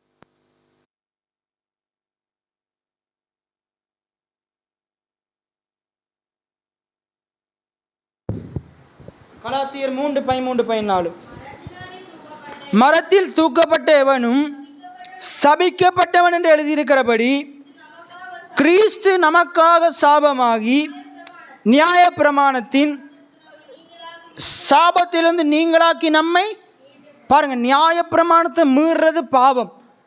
நியாயப்பிரமாணத்தை மீறுறது பாவம். அப்போ நியாயப்பிரமாணத்தை மீறின இந்த ஜனங்கள் என்னத்துக்கு உட்பட்டிருக்கிறார்கள்? சாபத்துக்குட்பட்டிருக்கிறார்கள். சாபத்துக்குட்பட்டிருக்கிறார்கள். இப்போ இயேசு இவர்களுடைய பாவத்துக்காக மாத்திரம் மரிக்கலை, இவர்களுடைய சாபத்துக்காகவும் மரித்தார் என்ற வெளிப்பாடு இதன் மூலமாக உண்டாகுது. எத்தனை பேர் ஆமேன்னு சொல்கிறீங்க?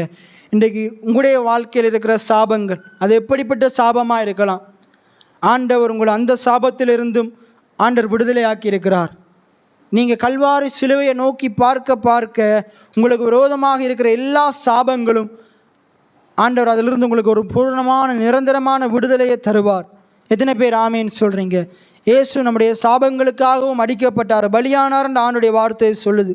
அப்போ அந்த கொள்ளிவாய் சர்ப்பம், இந்த சர்ப்பம் என்னத்துக்கு அடையாளம்? சர்ப்பம் என்னத்துக்கு சாபத்துக்கு சிலுவையும் என்னத்துக்கு அடையாளம்?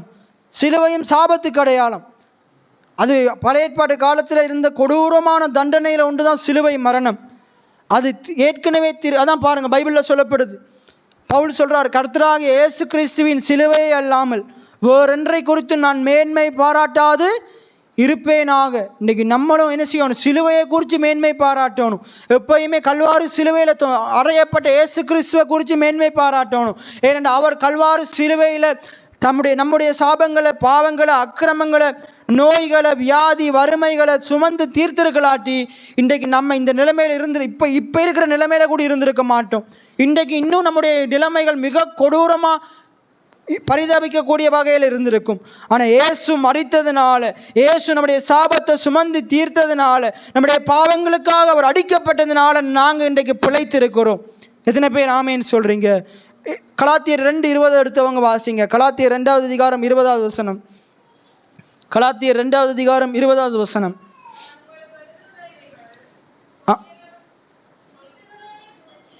கிறிஸ்துவோடு கூட சிலுவையில் அறையப்பட்டேன், ஆயினும் பிழைத்திருக்கிறேன். இனி நான் அல்ல, கிறிஸ்துவே எனக்குள் எத்தனை பேர் ஆமேன்னு சொல்றீங்க? கிறிஸ்துவோடு கூட சிலுவையில் அறையப்பட்டேன். இயேசு அதை விசுவாசிக்கணும். பாருங்க, சிலுவையில் இயேசு அவர் செய்த கிரியைகளுக்காக அவர் அங்கே அடிக்கப்படலை, நான் செய்த பாவங்களுக்காக அடிக்கப்பட்டார். எத்தனை பேர் ஆமேன்னு சொல்கிறீங்க? அப்போ அங்கே கிறிஸ்து உண்மையாகவே கிறிஸ்து அடிக்கப்படலை, அங்கே எனக்குள்ள என் சார்பாக அடிக்கப்பட்டார். எத்தனை பேர் ஆமேன்னு சொல்கிறீங்க? என் பாவங்களுக்காக அடிக்கப்பட்டார், என் சாபங்களுக்காக அடிக்கப்பட்டார். அப்போ அங்கே இயேசுவோடு கூட அடிக்கப்பட்டது என்னது? என்னுடைய பாவம், என்னுடைய சாபம், என்னுடைய அக்கிரமம். எத்தனை பேர் ஆமேன்னு சொல்கிறீங்க? அப்போ கிறிஸ்துவோடு கூட சிலுவையில் அறையப்பட்டேன், இனி நான் அல்ல, கிறிஸ்துவே என்னில் ஜீவிக்கிறார். எத்தனை பேர் ஆமேன்னு சொல்கிறீங்க? அவருடையதை நமக்கு கொடுத்துட்டு நம்முடைய அக்கிரமங்களை அவர் ஏற்றுக்கொண்டார், நம்முடைய சாபங்களை அவர் ஏற்றுக்கொண்டார். அப்போ ஜனங்கள் செய்த பாவத்துக்காக, ஜனங்கள் செய்த சாபத்துக்காக, இஸ்ரவேல் ஜனங்கள் மோசேக்கும் தேவனுக்கும் விரோதமாக பேசின அந்த பாவத்துக்காக சர்ப்பம் என்ன செஞ்சது? சர்ப்பம் உயிரோடு அங்கே ஓடிக்கொண்டு ஜனங்களை கடிச்சு கொண்டிருந்த சர்ப்பம் என்ன செஞ்சது? வெண்கல சர்ப்பம் என்ன செய்தது? அது அங்கே என்ன செய்ய மரத்தின் மேலே தூக்கப்பட்டது. அதே போல கல்வாரி சிலுவையில் எந்த பாவமறியாத ஆட்டுக்குட்டியாக இயேசு கிறிஸ்து நம்முடைய பாவங்களுக்காக பலியிடப்பட்டார். நம்முடைய மரணத்தை பைபிள் சொல்லுது, பாவத்தின் சம்பளம் மரணம், பாவம் செய்கிற ஆத்துமா சாகும். அதே போல் இரத்தம் சிந்துதல் இல்லாமல் மன்னிப்பு கிடையாது. ஆண்டவர் இப்போ என்ன செய்யணும்? நம்முடைய மரணத்தையும் ஏற்றுக்கொள்ளணும், அதே நேரத்தில் அவர் தம்முடைய இரத்தத்தின் மூலமாக மன்னிப்பையும் கொடுக்கணும். இயேசு நம்முடைய மரணத்தையும் ஏற்றுக்கொண்டார், மன்னிப்பையும் கொடுத்தார். எத்தனை பேர் ஆமீன் சொல்கிறீங்க? எல்லாம் சொல்லுங்கள். இயேசு என் மரணத்தையும் ஏற்றுக்கொண்டார், மன்னிப்பையும் கொடுத்தார். எத்தனை பேர் ஆமீன் சொல்கிறீங்க? அப்போ நமக்காக அவர் மரித்தார். எத்தனை பேர் விசுவாசிக்கிறீங்க? எனக்காக மரித்தார், எனக்காக மரித்தார், என்னுடைய பாவங்களுக்காக மரித்தார், என்னுடைய அக்கிரமங்களுக்காக மரித்தார், எனக்கு சமாதானம் உண்டாவதற்காக மரித்தார், எனக்கு சுகம் கிடைக்க வேண்டும்படியாக மரித்தார், நான் இந்த பூமியில் ஆசீர்வாதமாக வாழும்படிக்கு மரித்தார். அந்த கலாத்தியர் 3:13-14 திருப்பி நீங்கள் எடுத்துக்கொள்ளுங்க. மரத்தில் தூக்கப்பட்ட எவனும் சபிக்கப்பட்டவன். அப்போ மரத்தில் கல்வாரி சிலுவையே சாபத்துக்கு அடையாளம். கல்வாரி சிலுவையே சாபத்துக்கு அடையாளம். ஒருத்தரை சிலுவையில் தூக்கி போடுறாங்கன்னு அர்த்தம் என்னது? இவர் சபிக்கப்பட்ட ஒரு நபர், இவர் சபிக்கப்பட்ட ஒரு நபர். அப்போ சபிக்கப்பட்ட ஒரு நபர் பாருங்க, அந்த சபிக்கப்பட்ட ஒரு நபர் அவர் என்ன செய்கிறார்? உலகத்தின் சாபங்களுக்காக அவர் அங்கே மரத்தில் தூக்கப்படுறார். ஒட்டுமொத்த சாபமும் அவர் மேலே வைக்கப்படுது. அதனால தான் அந்த இடத்துல போகிற ஜூதர்கள் இன்றைக்கும் பாருங்கள், இந்த இடத்துல அன்றைக்கு இயேசு கல்வாரி சிலுவையில் அடிக்கப்பட்ட அதே இடத்துல அதுக்கு முன்பதாக போகிற ஜனங்கள் அந்த கல்வாரி சிலுவையை பார்த்தாலும் துப்பிட்டு போவாங்களாம் ஜூதர்கள் என்ன செய்வாங்களா? சிலுவையை அங்கே கிறிஸ்தவர்கள் இந்த மாதிரி டைமில் என்ன செய்வாங்க? கத்தலிக் ஜனங்கள் எல்லாம் என்ன செய்வாங்க? சிலுவையை பாத யாத்திரை போவாங்க. அப்போ ஜூதர்கள் ஒருவேளை அவங்க பாத யாத்திரை போகிற கத்தலிக் ஜனங்களுக்கு முன்னுக்கு வருவாங்களா இருந்தால் காரி துப்பிட்டு போவாங்களாம். ஏண்டா இவங்க பைத்தியகாரத்தனமாக என்ன செய்கிறாங்க? இந்த சிலுவையை குறித்து தூக்கிட்டு திரிகிறாங்க. இது இயேசு சபிக்கப்பட்டவர், ஜூதர்களின் காரியத்தின் அடிப்படையில் சபிக்கப்பட்டவர். சிலுவை சாபத்துக்கு அடையாளமாக இருக்குது. அப்போ உலகத்துக்கு இது பைத்தியமாக தெரியுது. ஆனால் ஆண்டவர் பைத்தியமாக தெரிகிற இந்த சிலுவையின் மூலமாக தான் உலகத்தையே ரட்சித்தார். உலகத்தின் பாவத்திலிருந்து ஒரு விடுதலையை கொண்டு வந்தார். எத்தனை பேர் ஆமேன்னு சொல்கிறீங்க? அப்போ இப்போ கலாத்தியர் 3:13-14 பாருங்கள்.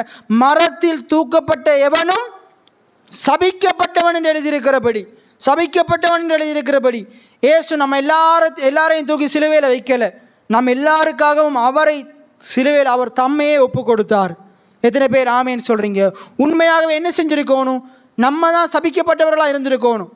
ஏன்னா நம்ம இன்னும் என்ன செஞ்சு கொண்டிருக்கிறோம்? யாராச்சும் சொல்லுங்க அப்போ, நான் ஆண்டவருக்கு விரோதமாக ஒருபோதும் ஒரு வார்த்தையும் பேசினதே இல்லைன்னு கையை வைத்துங்க பார்ப்போம். ஊழியக்காரருக்கு விரோதமாக ஒரு வார்த்தையும் பேசவே இல்லைன்னு கையை வைத்துங்க பார்ப்போம். உயர்த்தவே இயலாது. அதான் பைபிளில் ரோமர் 3:13-23 சொல்லுது, எல்லோரும் பாவம் செய்து. அப்படின்னு என்ன அர்த்தம்? எல்லாரும் அநேக நேரங்களில் சில வேளைகளில் நம்மளை அறியாமலேயே தேவனுக்கு விரோதமாக பாவம் செய்கிறோம், தேவனுக்கு விரோதமாக பேசுகிறோம், தேவனை முறுமுறுக்கிறோம். இஸ்ரவேல் ஜனங்கள் மாத்திரமல்ல, இன்றைக்கும் நிறைய பேர் ஆண்டவருக்கு விரோதமாக பேசி கொண்டிருக்கிறாங்க. ஆண்டுடைய ஊழியக்காரங்களுக்கு விரோதமாக ஊழியக்காரங்க கூட ஆண்டவருக்கு ஊழியக்காரங்களுக்கு விரோதமாக பேசி கொண்டிருக்கிறாங்க. அன்றைக்கி ஃபோனுகளில் டிவிகளில் பார்த்தீங்கன்னா நிறைய பேருடைய பிரசங்கமே என்னது? மற்ற சபைகளை மற்ற ஊழியக்காரனை குறித்து கேவலமாக பேசுகிறது, குறை பேசுகிறது. அப்போ என்ன? அது ஊழியக்காரனை குறித்து யார் குறை பேசினாலும் அது என்னது? பாவம். என்ன சொல்லுங்கள்? பாவம். எத்தனை பேர் ஆமீன்னு சொல்கிறீங்க? அப்போ அங்கே பாருங்கள், மரத்தில் தூக்கப்பட்டவனும் சபிக்கப்பட்டவன் எழுதியிருக்கிறபடி இயேசு யாருக்காச்சும் விரோதமாக பேசினாரா? இயேசு உலகத்தில் வாழ்ந்த நாட்களில் ஜோவான் ஸ்தானனுக்கு விரோதமாக பேசினாரா? பேசலை. ஜவீருவுக்கு விரோதமாக பேசினாரா? பேசலை. அவர் ஒரு ஆசாரியனாக தான் இருந்தார். அவர் யாருக்கு விரோதமாகவும் பேசலை, எந்த ஆட்களுக்கு விரோதமாகவும் பேசலை, யாரை பற்றியும் குறை பேசலை. எத்தனை பேர் ஆமீன்னு சொல்கிறீங்க? அவர் பரிசுத்தமுள்ளவராக வாழ்ந்தார், நாவுல சுத்தமுள்ளவராக வாழ்ந்தார். அவர் நாவின் வார்த்தைகளை தெரிஞ்செடுத்து பேசினார். அவர் வீண் வார்த்தைகளை அளப்பலை, கெட்ட வார்த்தைகளை பேசிக்கொண்டு இல்லை, பிரயோஜனமற்ற வார்த்தைகளை பேசலை. அவர் பேசுகிற ஒவ்வொரு வார்த்தைகளும் மற்றவர்களுடைய வாழ்க்கையில் பிரயோஜனத்தை உண்டு பண்ணிச்சு, ஜனங்களுக்கு அற்புதத்தை செய்தது, ஜனங்களுடைய வாழ்க்கையில் ஒரு ரூபத்தை மன மாற்றத்தை உண்டு பண்ணிச்சு. எத்தனை பேர் ஆமேன்னு சொல்கிறீங்க? இன்றைக்கு நம்முடைய நாவுகளும் கிறிஸ்துவின் நாவை போல மாற வேண்டும், அவருடைய வார்த்தைகளை போல நம்முடைய வார்த்தைகள் மாற வேண்டும். எத்தனை பேர் ஆமேன்னு சொல்கிறீங்க? அப்போ மரத்தில் தூக்கப்பட்டவனும் சபிக்கப்பட்டவன் என்று எழுதியிருக்கிறபடி கிறிஸ்து நமக்காக சாபமாகி, எல்லாம் சொல்லுங்க, கிறிஸ்து எனக்காக சாபமாகி, எனக்காக சாபமாகி, எனக்காக சாபமாகி நியாயப்பிரமாணத்தின் சாபத்திலிருந்து நம்மை நீங்களாக்கி மீண்டு கொண்டார். இன்றைக்கு நாங்கள் எப்படிப்பட்டவர்களாக இருக்கிறோம்? நியாயப்பிரமாண சாபத்திலிருந்து நீங்கள் ஆக்கப்பட்டவர்களாக இருக்கிறோம். இனி சாபம் எனக்குரியதல்ல. எல்லாம் சொல்லுங்க, இனி சாபம் எனக்குரியதல்ல.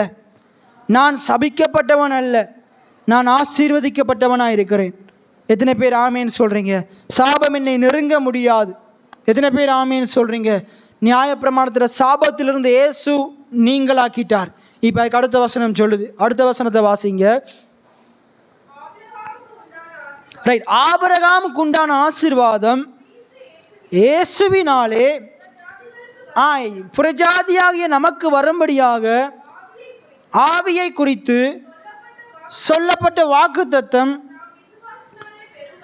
எப்படி பெற முடியுமா? அதையும் விசுவாசத்தினால தான் பெற முடியும். ஆபிரகாமுக்கு உண்டான ஆசீர்வாதத்தையும் ஆவியை குறித்து சொல்லப்பட்ட அந்த காரியத்தையும் எப்படி பெற முடியும்? விசுவாசத்தினால தான் பெற முடியும். எத்தனை பேர் ஆமேன்னு சொல்கிறீங்க? எத்தனை பேர் விசுவாசிக்கிறீங்க? கல்வாரி சிலுவையில் இயேசு எனக்காக சாபமானார். எத்தனை பேர் ஆமேன்னு சொல்கிறீங்க? அதன் மூலமாக என்னுடைய சாபத்தை அவர் ஏற்றுக்கொண்டுட்டார். இப்போ இதை எத்தனை பேர் விசுவாசிக்கிறீங்க? ஆபிரகாமுடைய ஆசீர்வாதம் எனக்கு உண்டாயிருக்கிறது. நான் ஆபிரகாமின் ஆசீர்வாதத்துக்கு சுதந்திரவாளியாக இருக்கிறேன். எத்தனை பேர் ஆமேன்னு சொல்கிறீங்க? ரைட். இப்போ நாங்கள் கடைசியாக நாங்கள் முடிக்க போகிறோம். யோவான் 3ஆம் அதிகாரம் 14வது வசனத்துக்கு வாங்க. யோவான் 3வது அதிகாரம் 14வது வசனத்துக்கு. ரைட். இப்போ எல்லாம் விளங்கிக் கொள்ளுங்க. இப்போ உங்களுக்கு எல்லாருக்குமே தெரியும், சர்ப்பமே மோசையினால் வனாந்திரத்தில் உயர்த்தப்பட்டது. சர்ப்பத்தை மோசேக்கு வனாந்திரத்தில் ஒரு கம்பத்தின் மேலே உயர்த்த சொன்னது யாரு? தேவன் தான் சொன்னார், கர்த்தர் தான் சொன்னார். ஏன் உயர்த்த சொன்னார்? மோசே அதற்காக விண்ணப்பம் பண்ணினார். ஏன் மோசே விண்ணப்பம் பண்ணினார்? அநேக ஜனங்கள் செத்து போகிறாங்க. ஜனங்கள் வந்து மோசேட்ட முறையிடுறாங்க, எங்களுக்காக வேண்டிக் கொள்ளும் என்று சொல்கிறாங்க. மோசே கர்த்தரிடத்தில் ஜனங்களுக்காக வேண்டிக் கொள்ளும் போது கர்த்தர் மோசேனுடைய விண்ணப்பத்தை, ஜெபத்தை கேட்டு மோசேக்கு ஆண்டவர் என்ன செய்றார்? மறு உத்தரவு கொடுக்கிறார். ஜெபத்துக்கு பதிலை கொடுக்கிறார். நம்முடைய ஆண்டவர் ஜெபத்தை கேட்கிறவராக இருக்கிறார், ஜெபத்துக்கு மறு உத்தரவு கொடுக்கிறவராக இருக்கிறார். எத்தனை பேர் ஆமேன்னு சொல்கிறீங்க? எத்தனை பேர் ஆமேன்னு சொல்கிறீங்க? அப்போ கேட்டு என்ன செய்கிறார்? மறு உத்தரவு கொடுக்கிறார். மோசே ஆண்டவர் கொடுத்த மறு உத்தரவுக்கு ஏற்ற வகையில் பெண்களை சர்ப்பத்தை செஞ்சு, மோசையும் சந்தேகப்படலை பாருங்கள். அதே ஆண்டவர் இதை செய்யணும், இப்படி செய்யணும்லாம் கேட்கல. ஆண்டவர் சொல்கிறாரு, மோசே செய்கிறார், செஞ்சு உயர்த்துறாரு. அதை விசுவாசிக்கிறாங்க. நான் நினைக்கிறேன் மோசே உயர்த்திட்டு பேசியிருப்பார் போல. இங்கே பாருங்கள், நீங்கள் செஞ்ச தவறு, நீங்கள் ஆண்டவருக்கு விரோதமாக பேசினது தப்பு, பாவம். ஊழியக்கா எனக்கு விரோதமாக பேசினது தவறு, பாவம். நீங்கள் இப்படியே பேசி கொண்டிருப்பீங்களா இருந்தால் உங்களோட சந்ததி முழுக்க அழிஞ்சு போயிடும். காணனுக்குள்ளே ஒரு பையனும் காணனுக்குள்ளே போக போகிறது இல்லை. அப்போ சொல்லியிருப்பார், என்ன செய்யுங்க, உங்களுடைய சாபத்தை எல்லாம் என்ன செய்ய போடுது? இதன் மேலே வைக்கப்படுது உங்களுடைய சாபம். அதாவது சாபத்துக்கு அடையாளமான இந்த இந்த மரத்தின் மேலே என்ன செய்யுது? உங்களை கடித்த சர்ப்பம் என்ன செய்யப்படுது? வைக்கப்படுது. நீங்கள் விசுவாசிச்சிங்கண்டா ஒரு வேளை சர்ப்பத்தினால் காயப்பட்டவங்க சொஸ்தம் அடைவீங்க. விசுவாசிப்பீங்களா இருந்தால் மறித்தவங்க கூட உயிரோடு எழுந்திருப்பாங்க. இது யாரெல்லாம் விசுவாசிக்கிறீங்க? விசுவாசித்தா நீங்கள் மகிமை அப்படின்னு சொல்லி சில காரியங்களை சொல்லியிருப்பார். அதில் எல்லாரும் விசுவாசித்திருக்க மாட்டாங்க. ஏன்னா அங்கே நம்மளை போல சில பேர் அங்கே இருந்திருப்பாங்க. ஆனால் ஒரு சில ஜனங்கள் இது ஆண்டவர் சொன்னபடியினால் விசுவாசிக்கிறாங்க. மோசையினுடைய வார்த்தையை கர்த்தருடைய வார்த்தையாக பார்க்குறாங்க. இது மோசையின் மூலமாக உண்டாகலை, இதுக்கு மோசைக்கு கர்த்தர் போதித்த வார்த்தைகளாக ஏற்றுக்கொள்கிறாங்க. அந்த வார்த்தையை வடிவ விளங்கி கொள்ளணும். அந்த வார்த்தையை விசுவாசித்ததுனால, மோசைக்கு ஆண்டவர் சொன்ன வார்த்தையை ஜனங்கள் விசுவாசித்ததுனால அவர்கள் பிழைத்து கொண்டார்கள். எத்தனை பேர் ஆமேன்னு சொல்கிறீங்க? அதே போல் இன்றைக்கு உங்களுடைய வாழ்க்கையிலையும் வார்த்தையை நீங்கள் விசுவாசிப்பீங்களா இருந்தால் நீங்கள் பிழைத்து கொள்ளுவீங்க. எத்தனை பேர் ஆமேன்னு சொல்கிறீங்க? அப்போ இதில் கடைசியாக நாங்கள் வாசித்து முடிக்க போகிறோம். சர்ப்பமானது மோசையினால் வனாந்திரத்தில் உயர்த்தப்பட்டது போல, எல்லாம் அந்த வசனத்தை பாருங்கள். சர்ப்பமானது மோசையினால் வனாந்திரத்தில் உயர்த்தப்பட்டது போல மனுஷகுமாரனும் தன்னை விசுவாசிக்கிறவனும் அவன் கெட்டு போகாமல், எல்லாம் சொல்லுங்க, கெட்டு போகாமல்.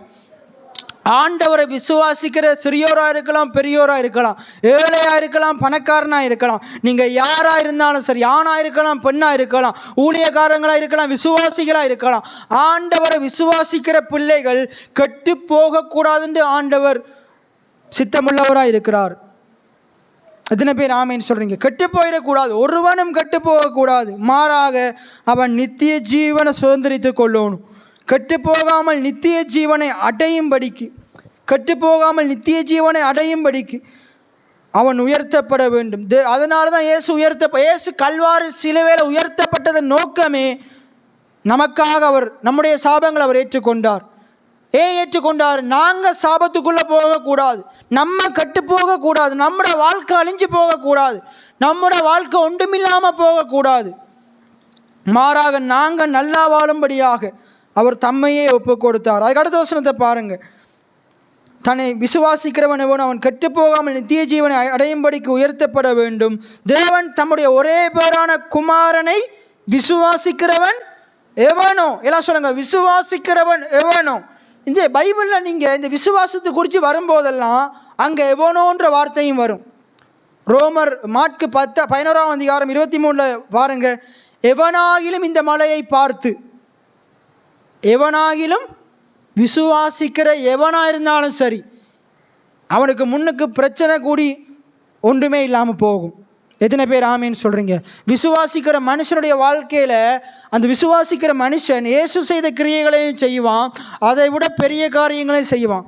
எத்தனை பேர் ஆமேன்னு சொல்கிறீங்க? யாராக இருந்தாலும் சரி, நம்ம யாராக இருக்கிறோம்ன்றது முக்கியம் இல்லை, நம்ம யாரை விசுவாசிக்கிறோம்ன்றது தான் முக்கியம். எத்தனை பேர் ஆமேன்னு சொல்கிறீங்க? நாங்கள் விசுவாசிக்கிறவர் இன்னார் என்பது அறிஞ்சிருக்கிறது தான் முக்கியம். எத்தனை பேர் ஆமேன்னு சொல்கிறீங்க? அப்போ ஆண்டவரை விசுவாசிக்கிற பிள்ளைகளுக்காக, அவங்க கெட்டு போகக்கூடாதுன்றதுக்காக குமாரனாகி இயேசுவை தேவன் கொடுத்தாராம்.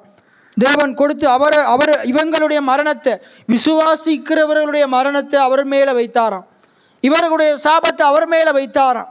இவர்களுடைய வியாதி அவர் மேலே வைத்தாராம். இவர்கள் மேல் வர வேண்டிய ஆக்கினை தீர்ப்ப, தண்டனை தீர்ப்ப இயேசுவின் மேலே வைத்தாராம். இவருக்குள்ள இருந்த சகல பரிபூர்ணத்தையும் நன்மைகளையும் ஆசீர்வாதங்களையும் விசுவாசிக்கிற பிள்ளைகளுக்கு கொடுத்தாராம். எவ்வளவு நல்ல தெய்வம் பாருங்க! அவர் எவ்வளவு நல்ல தெய்வமாக இருக்கிறார், எவ்வளவு நல்ல தெய்வமாக இருக்கிறார். இப்போ கடைசியாக சொல்கிறாரு, ஆண்டவரை விசுவாசிக்கிற பிள்ளைகளுக்கு நரகமே இல்லை. எத்தனை பேர் விசுவாசிக்கிறீங்க? ஆண்டவராக இயேசு கிறிஸ்துவை விசுவாசிப்பீங்கண்டா நீங்கள் நரக வாழ்க்கைக்கு நீங்களாக்கப்பட்டவர்களாக இருப்பீங்க, பரலோகத்துக்கு சுதந்திரராக இருப்பீங்க. எத்தனை பேர் ஆமேன்னு சொல்கிறீங்க? அப்படி நாங்கள் அனைவருமா எழுந்து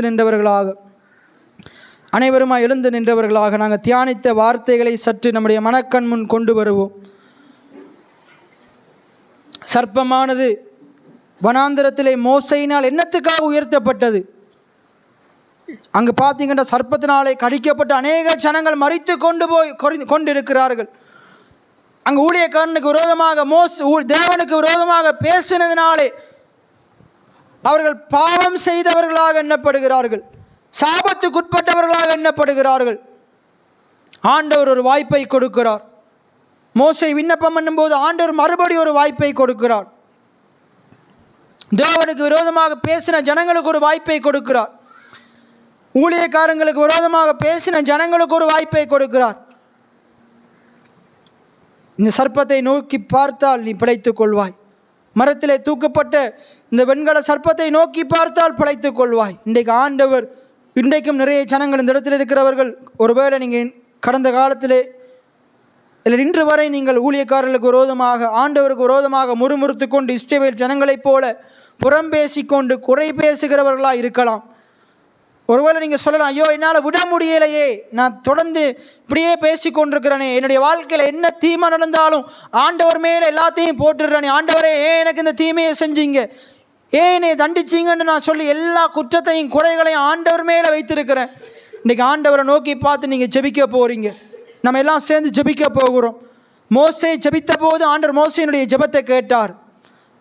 மோசேயினுடைய ஜெபத்தை கேட்டார். ஆண்டவர் நம்முடைய ஜெபத்தை கேட்பார், நிச்சயமாக கேட்பார். நம்ம எல்லாரும் அறிக்கை செய்ய போகிறோம். ஆண்டவரே, நான் நிறைய தடவைகள் உமக்கு விரோதமாக பேசியிருக்கிறேன், உண்மையை பற்றி குறை பேசியிருக்கிறேன். என்னுடைய வாழ்க்கையில் நான் செய்த கிரியைகள் மூலமாக நடந்த தவறுக்காக நான் உண்மையில நான் பழிகளை போட்டிருக்கிறேன். என்னை சுற்றி வாழுகிற ஜனங்கள் எனக்கு செய்த தவறுகளை நான் நீர் செய்ததாக சொல்லியிருக்கிறேன். என்னைய தயவா மன்னிங்க சுவாமி. நான் அநேக நேரங்களில் என்னுடைய ஊழியக்காரங்களுக்கு விரோதமாக பேசியிருக்கிறேன். இந்த உலகத்தில் இருக்கிற என்னை அண்டின ஊழியக்காரங்களுக்கு விரோதமாக நிறைய குறைகளை சொல்லியிருக்கிறேன், நிறைய வார்த்தைகளை பேசியிருக்கிறேன். ஊழியக்காரனுக்கு விரோதமாக பேசுறது பாவம் என்று வேதம் சொல்லுது. ஆண்டவருக்கு விரோதமாக பேசுறது பாவம் என்று அவனுடைய வார்த்தை சொல்லுது. இப்படிப்பட்ட பாவத்தை நான் அநேக தடவைகள் செய்திருக்கிறேன். தயவா மன்னிங்க சுவாமி. இன்னைக்கு இப்படிப்பட்ட பாவத்தின் காரணமாகத்தான் நிறைய பேருடைய வாழ்க்கையில் ஆசீர்வாதம் கிடையாது, சாபம் இருக்கிற வீட்டில் ஆசீர்வாதம் இருக்காது. ஆண்டவர் அந்த சாபத்திலிருந்து உங்களை நீங்களாக்கத்தான் கல்வாரி சிலுவையில் மரித்தார். இதை விசுவாசிப்பீங்களா இருந்தால் இன்றைக்கே உங்களுடைய வாழ்க்கையில் எல்லா சாபத்திலிருந்தும் ஒரு நிரந்தரமான விடுதலை உண்டாகுது. நிரந்தரமான விடுதலை உண்டாகுது. இன்றைக்கு தான் இதை நீங்கள் அறிக்கை செய்து விட்டு விடுவீங்களா இருந்தால், இந்த கல்வாரி சிலுவையில் உயர்த்தப்பட்ட இயேசுவை நோக்கி பார்ப்பீங்களா இருந்தா, இயேசு எனக்காக சாபமானார் என்று சொல்லுவீங்களா இருந்தா, இன்றைக்கு உங்களுடைய பாவத்துக்கான தீர்வை நிச்சயத்தை ஆண்டவர் உண்டு பண்ணுறார். இன்றைக்கு உங்களுடைய ஆசீர்வாதத்தின் வாழ்க்கை ஆரம்பமாகுது. ஆபிரகாமுடைய ஆசீர்வாதத்தை இன்று முதல் நீங்கள் சுதந்திரித்துக் கொள்ளுவீர்கள். இன்று முதல் நீங்கள் சுதந்திரித்துக் கொள்ளுவீர்கள். நீங்கள் அறிக்கை செய்யுங்க. ஊழியக்கு விரோதமாக பேசியிருந்த அந்த பாவத்தை அறிக்கை செய்யுங்க. அது எந்த ஊழியக்காரனாக இருக்கலாம், அது எங்கே இருக்கிற ஊழியக்காரனாக இருக்கலாம். ஒருவேளை நீங்கள் பேசியிருப்பீங்களா இருந்தால், யாரானாலும் சரி, நீங்கள் அறிக்கை செய்யுங்க. ஆண்டவர் உங்களை மன்னிப்பார். உங்களை மன்னித்து ஆண்டவர் உங்களுக்குரிய தீர்வை தருவார். இதன் காரணமாக உங்களுக்கு ஏற்பட்ட விளைவுகளிலிருந்து ஆண்டவர் விடுதலையை தருவார். இந்த சாபத்தின் மூலமாக உங்களுடைய குடும்பத்தில் இருக்கிற பிரச்சனைகளிலிருந்து ஆண்டவர் விடுதலையை தருவார். உங்களுடைய பொருளாதாரத்தில் இருக்கிற கஷ்டத்திலிருந்து ஆண்டவர் விடுதலையை தருவார். இதன் மூலமாக உங்களுக்கு உண்டான சகல காரியத்தில் இருந்து ஆண்டவர் இன்றைக்கு ஒரு விடுதலையை தருவார். அப்படியே வாய்களை திறந்தவர்களாக எல்லாம் சேர்ந்து நீங்கள் ஜெபம் பண்ணுங்க. நன்றி செலுத்துகிறோம் கர்த்தாவே, நன்றியோடு துதிக்கிறோம், சோஸ்தரிக்கிறோம் சுவாமி. அப்பா, என்னுடைய பாவங்கள், சாபங்கள், அக்கிரமங்களுக்காக அடிக்கப்பட்ட தேவகுமாரனே, அப்பா, மரண கல்வாரி சிலுவையை ஆண்டவர் எனக்காக ஏற்றுக்கொண்டபடினால் நன்றி செலுத்துகிறோம். என்னுடைய பாவங்களுக்காக ஏற்றுக்கொண்டபடினால் நன்றி செலுத்துகிறோம். ஆண்டவரை ஆசீர்வதிக்கப்படும்படிக்கு, நான் ஆபிரகாமின் ஆசீர்வாதத்தை பெற்றுக்கொள்ளும்படிக்கு எனக்காக நீங்கள் சாபமானீங்க ஆண்டவரே. எனக்காக நீங்க அந்த கல்வாரி சிலுவையை ஏற்றுக்கொண்டீங்க சுவாமி. அதற்காக நன்றி செலுத்துகிறோம் ஆண்டவரே. அதற்காக நன்றி செலுத்துகிறோம் ஆண்டவரே. அப்பா, நான் செய்த பாவங்கள், அக்கிரமங்கள், உமக்கு விரோதமாக பேசின வீணான வார்த்தைகள், உம்முடைய ஊழியக்காரருக்கு விரோதமாக பேசின வீணான வார்த்தைகள் எல்லாவற்றையும் ஆண்டவரே எனக்கு மன்னிப்பீராக. இனி நான் என்னுடைய வாய்களை காத்துக்கொள்ள, நான் இப்படிப்பட்ட காரியங்களை பேசாதபடிக்கு ஆண்டவரே நீர் எனக்கு உதவி செய்ய வேண்டும்படியா ஜெபிக்கிறோம் ஆண்டவரே. நீர் எனக்கு உதவி செய்ய வேண்டும்படியா ஜெபிக்கிறோம் சுவாமி. நீங்க எங்களுக்கு ஒவ்வொருவருக்கும் உதவி செய்யுங்க ராஜாவே. நீங்க உதவி செய்யுங்க ஆண்டவரே. நன்றி செலுத்துகிறோம், நன்றியோடு துதிக்கிறோம், சோஸ்தரிக்கிறோம் கர்த்தாவே. நன்றி செலுத்துகிறோம். நீர் அப்படி செய்ய வல்லமையுள்ளவரா இருக்கிறபடினால் நாங்கள் நன்றி செலுத்துகிறோம் சுவாமி. நன்றி செலுத்துகிறோம் ஆண்டவரே. நன்றியோடு துதிக்கிறோம், சோஸ்தரிக்கிறோம் ஆண்டவரே. நன்றி செலுத்துகிறோம். என்னுடைய பாவங்களுக்காக ஆண்டவரே இந்த சிலுவையை ஏற்றுக்கொண்டபடினால் நன்றி செலுத்துகிறோம். என்னுடைய சாபங்களை சுமந்து தீர்த்தபடினால் நன்றி செலுத்துகிறோம் ஆண்டவரே. உங்க ஆவிய அனுப்புங்க, என்ன உயிரோடைய செய்யுங்க. சொல்லுவோமா? உங்க ஆவிய அனுப்புங்க, என்ன உயிரோடைய செய்யுங்க. வளர்ந்த எலும்புகள் இந்த நாளில் உயிரடைய வேண்டுமே. வளர்ந்த எலும்புகள் இந்த நாளில் உயிரடைய வேண்டுமே. உங்க ஆவிய அனுப்புங்க, என்ன உயிரடைய செய்யுங்க. உங்க அனுப்புங்க, என்ன உயிரடைய செய்யுங்க. வளர்ந்த எலும்புகள் இந்த நாளில் உயிரடைய வேண்டுமே. வளர்ந்த எலும்புகள் இந்த நாளில் உயிரடைய வேண்டுமே. சொல்ல உயிரடைய வேண்டுமே, உயிரடைய வேண்டுமே, உயிரடைய வேண்டுமே. சொல்ல உயிரடைய வேண்டுமே, உயிரடைய வேண்டுமே. உங்க உயிர் பிறந்த வல்லமை வேண்டுமே. உங்க உயிர் பிறந்த வல்லமை வேண்டுமே. உங்க உயிர் பிறந்த வல்லமை வேண்டுமே. உங்க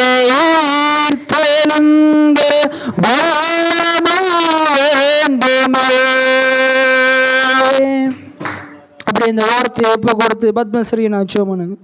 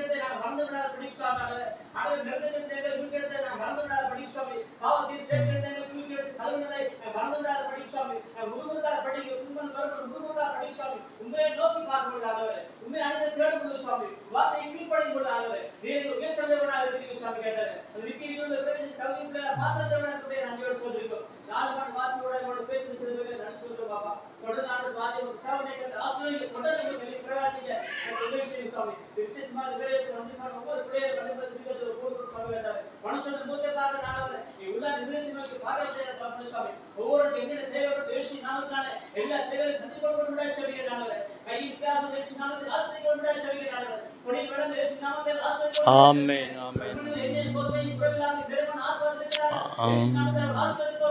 ஆமென்.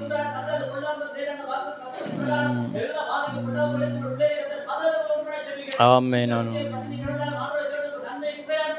ஆமென் ஆமென்.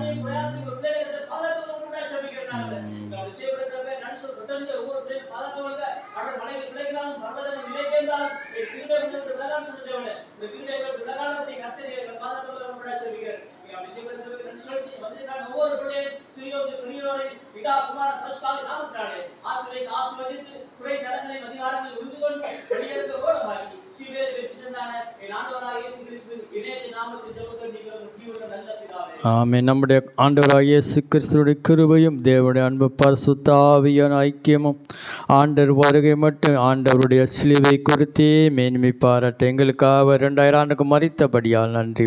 என் ஆத்மாவே கர்த்தரை சோத்ரி, என் முழுமை பரிசுத்த நாமத்தை சோத்ரி. என் ஆத்மாவே கர்த்தரை சோத்ரி, அவர் செய்த சகல உபகாரம்